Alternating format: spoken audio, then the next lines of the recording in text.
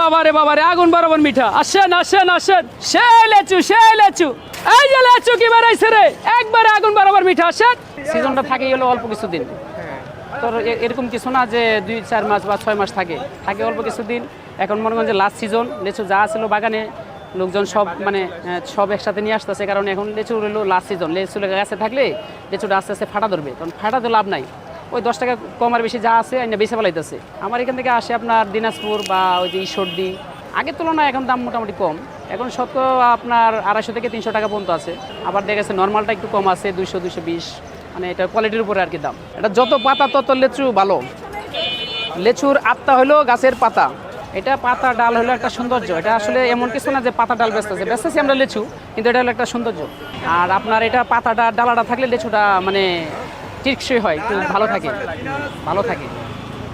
আপনার যখন এখান থেকে বোটানো হবে তখন লিচুটা টেম্পারেচার যাবে, নষ্ট হয়ে যাবে তাড়াতাড়ি। বাবারে বাবারে আগুন বরাবর মিঠা। আসেন আসেন আসেন, এই যে লেচু কি বেড়াইছে রে, একবারে আগুন বরাবর মিঠা। আসেন, এই যে মিঠার ঘরে মিঠা, খালি লাল মিষ্টি গ্যারান্টি। আসেন, সেই লেচু সেই লেচু।